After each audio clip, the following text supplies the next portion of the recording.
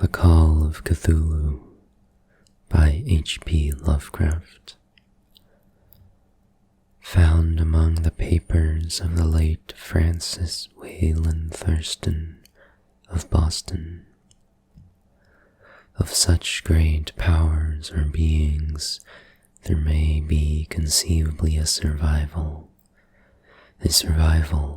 of a hugely remote period, when consciousness was manifested, perhaps in shapes and forms long since withdrawn before the tide of advancing humanity, forms of which poetry and legend alone have caught a flying memory and called them gods, monsters, mythical beings of all sorts and kinds.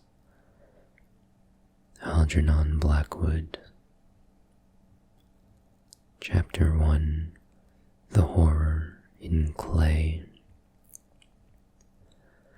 The most merciful thing in the world, I think, is the inability of the human mind to correlate all its contents.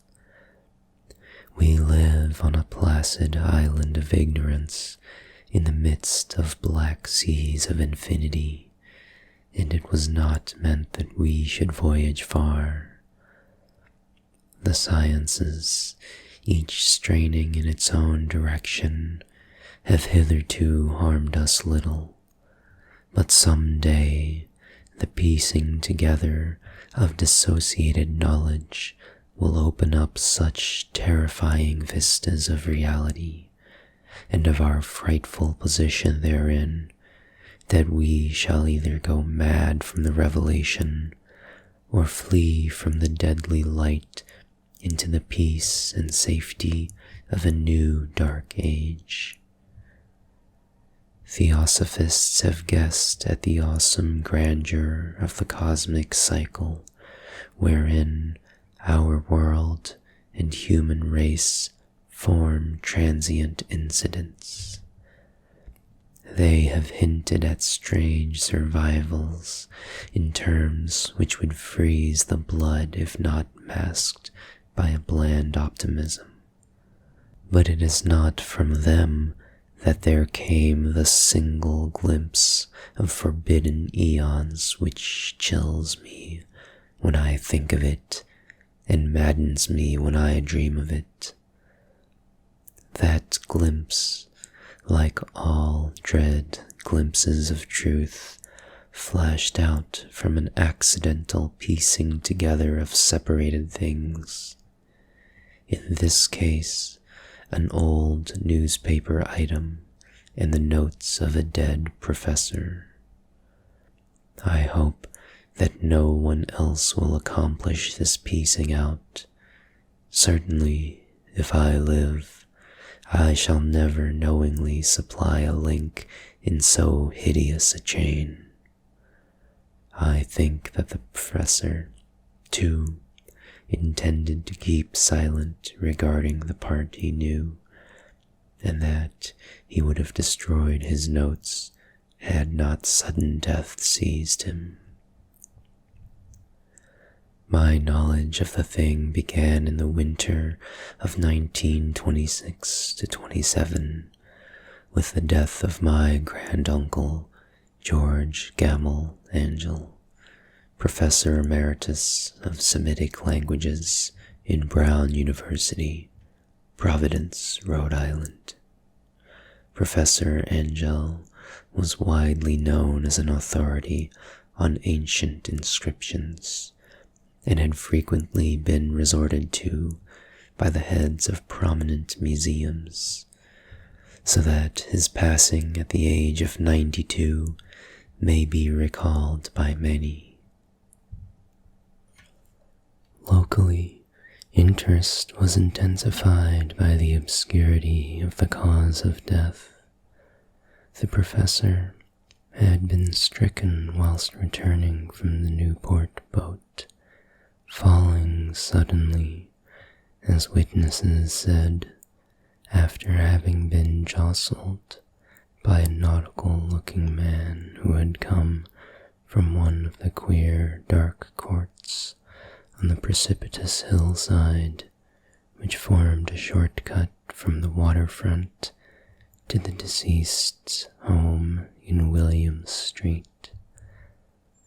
Physicians were unable to find any visible disorder, but concluded, after perplexed debate, that some obscure lesion of the heart, induced by the brisk ascent of so steep a hill by so elderly a man, was responsible for the end.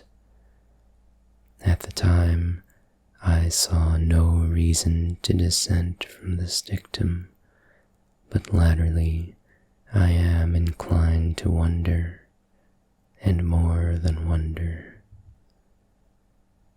As my granduncle's heir and executor, for he died a childless widower, I was expected to go over his papers with some thoroughness, and for that purpose moved his entire set of files and boxes to my quarters in Boston. Much of the material which I correlated will be later published by the American Archaeological Society, but there was one box which I found exceedingly puzzling, and which I felt much averse from showing to other eyes. It had been locked, and I did not find the key till it occurred to me to examine the personal ring which the professor always carried in his pocket. Then, indeed, I succeeded in opening it, but when I did so, seemed only to be confronted by a greater and more closely locked barrier. For what could be the meaning of the queer clay bas-relief and the disjointed jottings, ramblings, and cuttings which I found? Had my uncle, in his latter years, become credulous of the most superficial impostures? I resolved to search out the eccentric sculptor responsible for this apparent disturbance of an old man's peace of mind. The bas-relief was a rough rectangle less than an inch thick and about 5 by 7 inches in area, obviously of modern origin. Its designs, however, were far from modern in atmosphere and suggestion, for although the vagaries of cubism and futurism are many and wild, they do not often reproduce that cryptic regularity which lurks in prehistoric writing. And writing of some kind the bulk of these designs seemed certainly to be, though my memory, despite much familiarity with the papers and collections of my uncle, failed in any way to identify this particular species, or even to hint at its remotest affiliations. Above these apparent hieroglyphics was a figure of evidently pictorial intent, though its impressionistic execution forbade a very clear idea of its nature. It seemed to be a sort of monster, or symbol representing a monster, of a form which only a diseased fancy could conceive. If I say that my somewhat extravagant imagination yielded simultaneous pictures of an octopus, a dragon, and a human caricature, I shall not be unfaithful to the spirit of the thing. A pulpy, tentacled head surmounted a grotesque and scaly body with rudimentary wings, but it was the general outline of the whole which made it most shockingly frightful. Behind the figure was a vague suggestion of a cyclopean architectural background. The writing accompanying this oddity was, aside from a stack of press cuttings in Professor Angel's most recent hand, and made no pretense to literary style.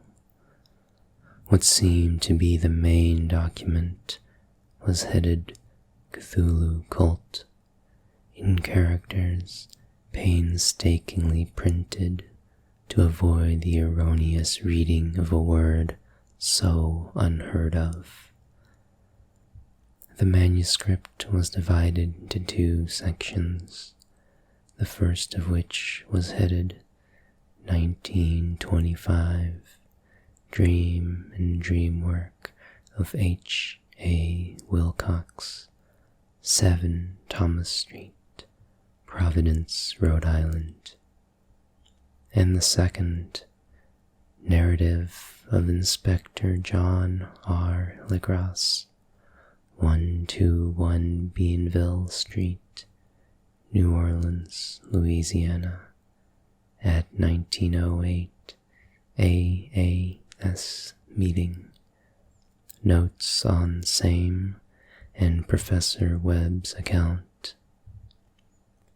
The other manuscript papers were all brief notes, some of them accounts of the queer dreams of different persons, some of them citations from theosophical books and magazines, notably W. Scott Eliot's Atlantis and the Lost Lemuria, and the rest comments on long surviving secret societies and hidden cults, with references to passages in such mythological and anthropological source books as Fraser's Golden Bough and Ms. Murray's Witch Cult in Western Europe. The cuttings largely alluded to ultramental illnesses and outbreaks of group folly or mania in the spring of 1925. The first half of the principal manuscript told a very peculiar tale. It appears that on March 1st, 1925, a thin, dark young man of neurotic and excited aspect had called upon Professor Angel, bearing the singular clay bas-relief, which was then exceedingly damp and fresh. His card bore the name of Henry Anthony Wilcox, and my uncle had recognized him as the youngest son of an excellent family slightly known to him, who had latterly been studying sculpture at the Rhode Island School of Design and living alone at the Fleur-de-Lis building near that institution. Wilcox was a precocious youth of known genius but great eccentricity, and had, from childhood, excited attention through the strange stories and odd dreams he was in the habit of relating. He called himself psychically hypersensitive, but the staid folk of the ancient commercial city dismissed him as merely queer. Never mingling much with his kind, he had dropped gradually from social visibility, and was now known only to a small group of aesthetes from other towns. Even the Providence Art Club, anxious to preserve its conservatism, had found him quite hopeless.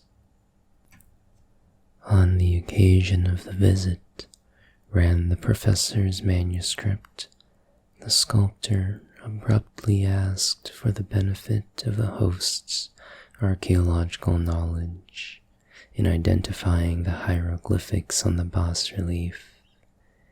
He spoke in a dreamy, stilted manner, which suggested pose and alienated sympathy, and my uncle showed some sharpness in replying, for the conspicuous freshness of the tablet implied kinship with anything but archaeology.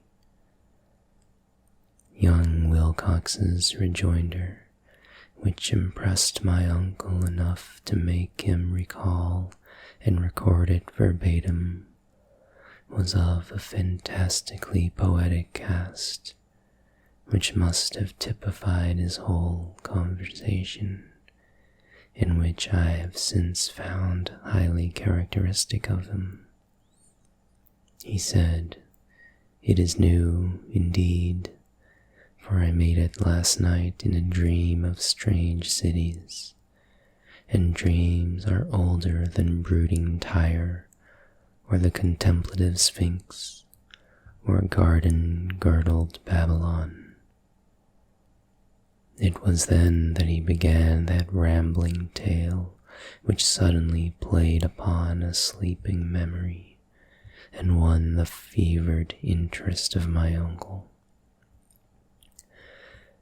There had been a slight earthquake tremor the night before, the most considerable felt in New England for some years, and Wilcox's imagination had been keenly affected. Upon retiring, he had had an unprecedented dream of great cyclopean cities, of Titan blocks and sky-flung monoliths, all dripping with green ooze and sinister with latent horror. Hieroglyphics had covered the walls and pillars, and from some undetermined point below had come a voice that was not a voice, a chaotic sensation which only fancy could transmute into sound, but which he attempted to render by the almost unpronounceable jumble of letters, Cthulhu. This verbal jumble was the key to the recollection which excited and disturbed Professor Angell. He questioned the sculptor with scientific minuteness, and studied with almost frantic intensity the bas-relief on which the youth had found himself working. Chilly and clad only in his night clothes, when waking had stolen bewilderingly over him. My uncle blamed his old age, Wilcox afterward said, for his slowness in recognizing both hieroglyphics and pictorial design. Many of his questions seemed highly out of place to his visitor, especially those which tried to connect the latter with strange cults or societies, and Wilcox could not understand the repeated promises of silence which he was offered in exchange for an admission of membership in some widespread mystical or paganly religious body. When Professor Angell became convinced that the sculptor was indeed ignorant of any cult or system of cryptic lore, he besieged his visitor with demands for future reports of dreams.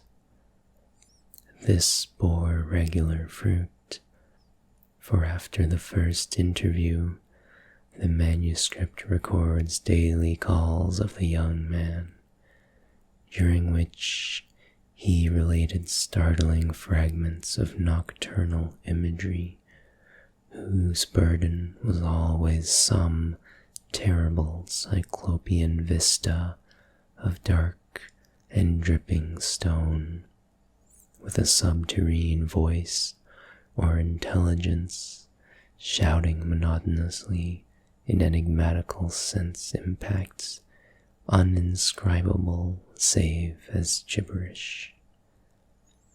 The two sounds most frequently repeated are those rendered by the letters Cthulhu and Relay. On March 23rd, the manuscript continued. Wilcox failed to appear, and inquiries at his quarters revealed that he had been stricken with an obscure sort of fever and taken to the home of his family in Waterman Street. He had cried out in the night, arousing several other artists in the building, and had manifested since then only alternations of unconsciousness and delirium. My uncle at once telephoned the family, and from that time forward kept close watch of the case, calling often at the Thayer Street office of Dr. Toby, whom he learned to be in charge. The youth's febrile mind, apparently, was dwelling on strange things, and the doctor shuddered now and then as he spoke of them. They included not only a repetition of what he had formerly dreamed, but touched wildly on a gigantic thing miles high, which walked or lumbered around. He at no time fully described this object, but occasional frantic words, as repeated by Dr. Toby, convinced the professor that it must be identical with the nameless monstrosity he had sought to depict in his dream sculpture. Reference to this object, the doctor added, was invariably a prelude to the young man's subsidence into lethargy.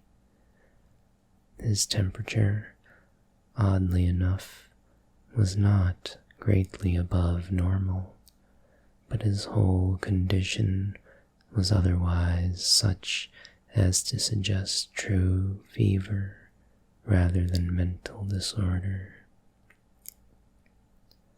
On April 2nd, at about 3 p.m., every trace of Wilcox's malady suddenly ceased. He sat upright in bed, astonished to find himself at home, and completely ignorant of what had happened in dream or reality since the night of March 22nd.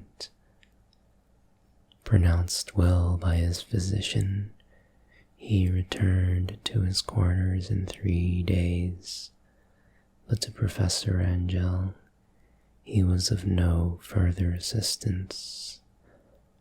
All traces of strange dreaming had vanished with his recovery, and my uncle kept no record of his night thoughts after a week of pointless and irrelevant accounts of thoroughly usual visions. Here the first part of the manuscript ended, but references to certain of the scattered notes gave me much material for thought.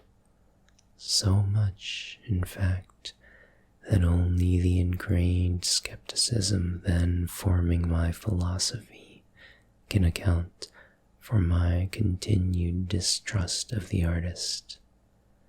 The notes in question were those descriptive of the dreams of various persons, covering the same period as that in which young Wilcox had had his strange visitations. My uncle, it seems, had quickly instituted a prodigiously far-flung body of inquiries amongst nearly all the friends whom he could question without impertinence, asking for nightly reports of their dreams and the dates of any notable visions for some time past. The reception of his request seems to have been varied, but he must, at the very least, have received more responses than any ordinary man could have handled without a secretary. This original correspondence was not preserved, but his notes formed a thorough and really significant digest. Average people in society and business, New England's traditional salt of the earth, gave an almost completely negative result, though scattered cases of uneasy but formless nocturnal impressions appear here and there, always between March 23rd and April 2nd, the period of young Wilcox's delirium. Scientific men were little more affected, though 4 cases of vague description suggest fugitive glimpses of strange landscapes, and in 1 case there is mentioned a dread of something abnormal. It was from the artists and poets that the pertinent answers came, and I knew that panic would have broken loose had they been able to compare notes. As it was, lacking their original letters, I half suspected the compiler of having asked leading questions, or of having edited the correspondence in corroboration of what he had latently resolved to see.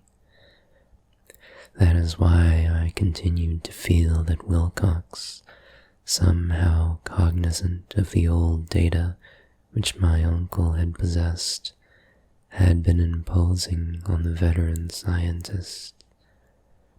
These responses from aesthetes told a disturbing tale.